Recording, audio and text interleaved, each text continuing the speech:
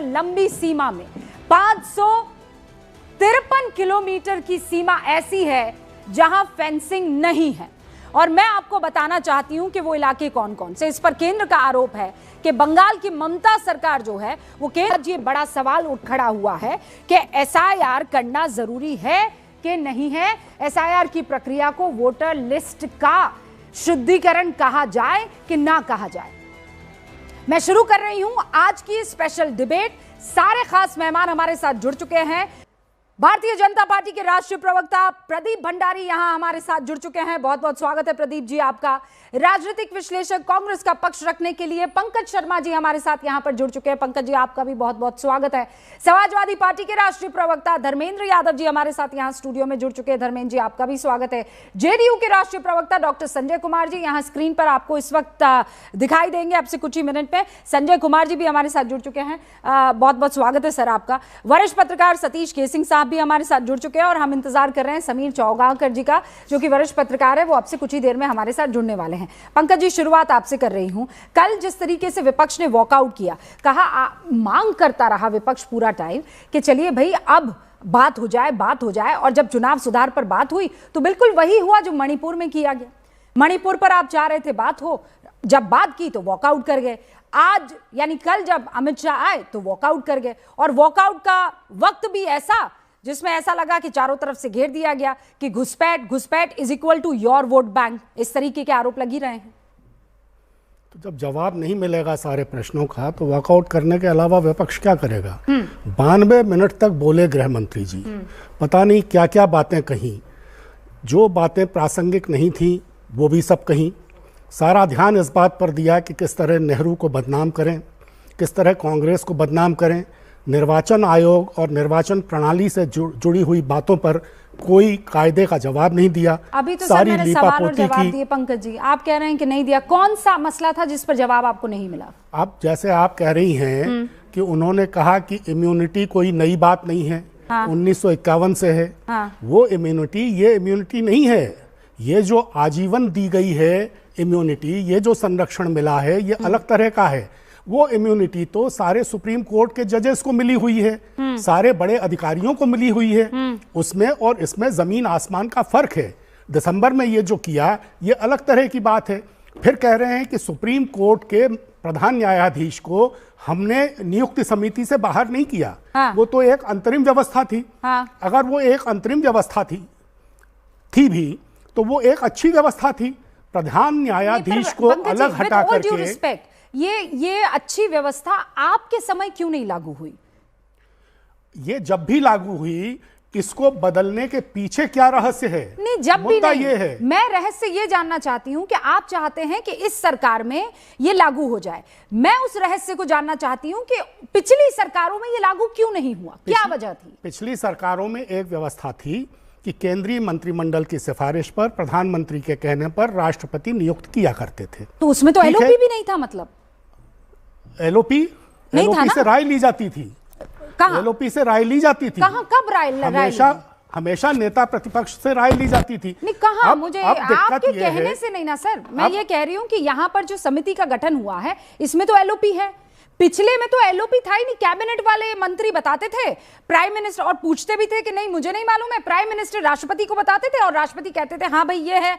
और मैं अगर गलत हूं तो आप मुझे करेक्ट कर लीजिएगा। क्या ये बात सच नहीं है कि आप कह रहे हैं कि इनको लाइफ लॉन्ग इम्यूनिटी मिल रही है? जितने भी चुनाव आयुक्त है, आपके टाइम के चुनाव आयुक्तों यानी कांग्रेस के टाइम के चुनाव आयुक्तों को तो पुरस्कार दिए जाते थे, टिकट्स दिए जाते थे चुनाव लड़ने के लिए, हाँ या ना?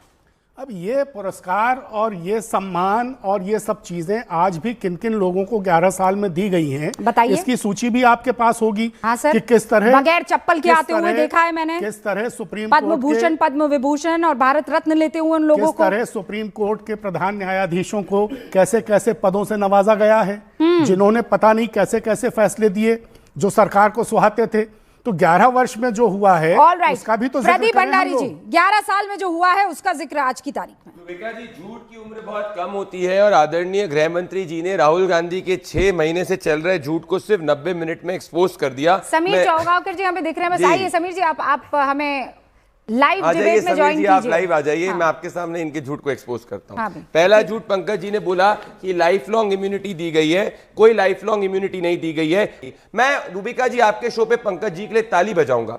अगर वो पिछले 70 साल में जब कांग्रेस पार्टी की सरकार थी, पंकज जी किस स्क्रीन डेट किस तारीख को लीडर ऑफ ऑपोजिशन से चीफ इलेक्शन कमिश्नर बनाने के लिए कांग्रेस पार्टी ने जो है ऑफिशियल एक कमिटी के अंदर राय मशवरा किया? ओके पंकज जी, डेट निकाल के मैं आपको दे दूंगा। नहीं, अभी बताइए। केंद्रीय, अरे अभी अभी कहां से बताऊं? पता ही नहीं है, क्योंकि कभी हुआ ही नहीं है ऐसा।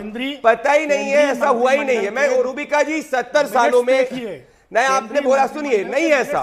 आप डेट बताइए ना पंकज जी, मैं आपको संविधान पढ़ता हूं। ये इसकी बात कर रहे थे कांग्रेस पार्टी के टिकट लड़ा, क्या बात कर रहे हैं? नवीन चावला कौन थे जो सोनिया गांधी के एनजीओ में काम करते थे? गोपाल स्वामी के डिसेंट के बावजूद आपने उनको चीफ इलेक्शन कमिश्नर बनाया। जस्टिस सुप्रीम कोर्ट को, इसीलिए तो सुप्रीम कोर्ट को आकर सर ये कहना पड़ा है कि कौन रोक रहा है एसआईआर को। अब मैं आप लोगों से ये जानना चाहती हूं, इससे पहले कि डिबेट दोबारा शुरू हो, पंकज जी, सुप्रीम कोर्ट भी आपको लगता है कुछ गड़बड़? अभी सीजीआई कोर्ट की तरफ से कह दिया गया ना कि एसआईआर तो होना चाहिए। तो कोर्ट ने और भी बहुत सी बातें कही हैं। हाँ, जैसे और भी बहुत सी बातें कही है एसआईआर को लेकर, उन पर भी तो ध्यान दे सरकार। जैसे सिर्फ ये नहीं कहा है कि एसआईआर होगा, ये भी कहा है कि किस तरह होगा, और अगर इस तरह नहीं हुआ तो हम दखल देंगे, ये भी कहा है। सुप्रीम कोर्ट ने बहुत सी बातें कही हैं। सुप्रीम कोर्ट की बात को आधा अधूरा काट कर पेश करने से कोई फायदा नहीं। तो पूरी बात बताइए ना, मैं तो चाहती हूँ आपको पता है, आप बताइए ना। नहीं, आप उनको पता है, प्रदीप भंडारी जी बताएंगे कि सुप्रीम कोर्ट ने और क्या क्या कहा है। नहीं, आप एक्सपोज कीजिए ना, मैं तो कह रही हूँ। मैं जवाब देता हूँ। आप ऐसे कह रहे हैं। नहीं, आधार कार्ड जोड़ने का सवाल नहीं है। क्या कहा? ये कहा है, ये भी तो कहा कि आपने इतना कम टाइम क्यों दिया, आपको इतनी हड़बड़ी किस चीज की है? अरे ये तो अभी हमने डिस्कस किया है 30 सेकंड पहले सर। तो ये सब भी तो सुप्रीम कोर्ट ने तो कहा। यही बात तो मैंने डिस्कस कर ली है। नहीं, डिस्कस कर ली है तो सरकार ने इसका क्या जवाब दिया? सरकार ने इसका क्या जवाब दिया? सुप्रीम कोर्ट को कोई जवाब नहीं दिया। उसका जवाब चुनाव आयोग, निर्वाचन, हाँ, निर्वाचन आयोग ने क्या जवाब दिया? आयोग को देना, कोई जवाब नहीं दिया। ऑलराइट, प्रदीप भंडारी। रूबिका जी, 90,000 लोगों को भेजा गया था। मुझे ये बहुत आनंद आ रहा है। ओके, दो चीजें बताई यादव जी, दो चीजें बताई, दो चीजें यादव जी, दो चीजें बताई। सबकी आवाज डाउन, आवाज डाउन, आवाज डाउन, आवाज डाउन। सतीश जी, पंकज जी भी है। पंकज जी तो मेरे ख्याल से, पंकज जी आप तो कांग्रेस के साथ काम भी किया है ना आपने? हैव यू वर्कड और नॉट? किया है ना? सतीश जी ने तो वो भी नहीं किया है। और फिर भी आप कर रहे हैं। वो पंकज जी अपने वक्त का इंतजार कर रहे हैं कि जब रूबिका लियाकत आएंगी, सवाल पूछेंगी, जवाब दे दूंगा। आप तो सर मतलब गजब ही हो रहा है आज। रुक तो जाइए, रहम सर, रहम, रुक जाइए अभी। पंकज जी, उसके बाद मैं आ रही हूं आप लोगों के पास। 2012 में नरेंद्र भाई मोदी के राजनीति में निर्माता और उनके संरक्षक 2012 आदरणीय लालकृष्ण आडवाणी जी ने संसद में एक प्रस्ताव रखा था कि मुख्य चुनाव आयुक्त का चयन करने के लिए एक समिति होनी चाहिए। उसमें प्रधानमंत्री हों, विपक्ष के नेता हों, प्रधान न्यायाधीश हों और कानून मंत्री हों। नरेंद्र भाई मोदी ने सरकार बनने के बाद अब ये जो काम किया है कि प्रधान न्यायाधीश जो अंतरिम रूप से ही सही समिति में आ गए थे, उनको निकाल कर बाहर कर दिया और व्यवस्था की कि प्रधानमंत्री और उनकी पसंद का एक मंत्री। तो विपक्ष के नेता तो अप्रासंगिक हो गए। मैं पार्लियामेंट कवर करता था उस समय, मैं पार्लियामेंट में था। और आडवाणी जी आप गलत तथ्य दे रहे हो। नहीं, बिल्कुल सही तथ्य दे रहा हूं। मैंने भी 1985 से लगातार संसद कवर की है। 1985 से लगातार संसद कवर की है। मैं तो आपको 2012 का बता रहा हूँ। और बाकी आपको तय कर लीजिए किसको रखना है। प्रधानमंत्री जी, विपक्ष के नेता, प्रधान न्यायाधीश और कानून मंत्री। उन्होंने स्पेसिफिक बताया था कानून मंत्री 4 लोगों की। सर सुनिए पंकज जी, लेकिन अभी की व्यवस्था जो हुई थी तो सीजीआई ने पूछा कि भाई समिति कैसे बनेगी, हमें बताइए। तो सरकार की तरफ से कहा गया कि sir we need some time. तो कहा अच्छा, जब तक व्यवस्था बन रही है तब तक मैं, सीजीआई ने ये ऑफर किया कि तब तक मैं इस समिति में रहता हूं और उसके बाद आप लोग तय कर लीजिएगा।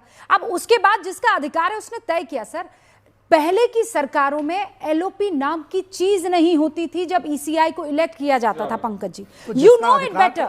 जिसका अधिकार था आज और तब लोकतंत्र की, पर पंकज जी तब लोकतंत्र की हत्या नहीं हुई थी, तब लोकतंत्र चंगा चल रहा था, सब बढ़िया चल रहा था। आज तो एलओपी को ऐड कर दिया गया है उस समिति में, उसके बावजूद लोकतंत्र पे ब्लॉट है। रूबिका जी 4 जून 2012 का है, 4 जून 2012 से 14 के बीच में कांग्रेस पार्टी की सरकार थी, क्यों नहीं उन्होंने विपक्ष के नेता की कमेटी बनाई? जवाब दीजिए। तो मानेंगे कि सोनिया गांधी भी कर रही थी, मानेंगे सोनिया गांधी भी कर रही थी। दूसरा चैलेंज यादव, ये रहा अखिलेश यादव का ट्विटर हैंडल।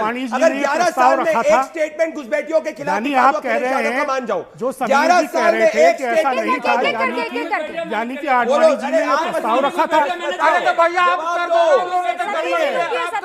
सतीश जी कर दो। आसाम के एनआरसी में 19 लाख लोग मिले।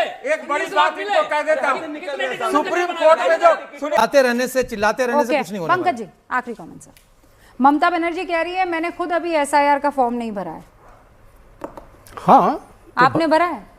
नहीं, मैं अभी तो दिल्ली में हो नहीं रहा। दिल्ली में नहीं हो रहा है, नोएडा में हो गया। आपने भर दिया ना? पता नहीं नाम रहेगा कि नहीं, देखेंगे। धर्मेंद्र जी आपने भर दिया? आपने सतीश जी भर दिया? भर दिया, लेकिन डर लग रहा है भर दिया, लेकिन एसआईआर को लेकर खूब खूब खूब हंगामा करेंगे, पर हम अपना काम पूरा पक्का करेंगे। एसआईआर में 5 दिन 8 दिन 9 दिन 12 दिन सर वक्त की कमी है, सर वक्त की कमी है, वक्त की कमी है। बहुत बहुत शुक्रिया आप सभी का हमारे साथ जुड़ने के लिए। देखते रहिए न्यूज़ 18।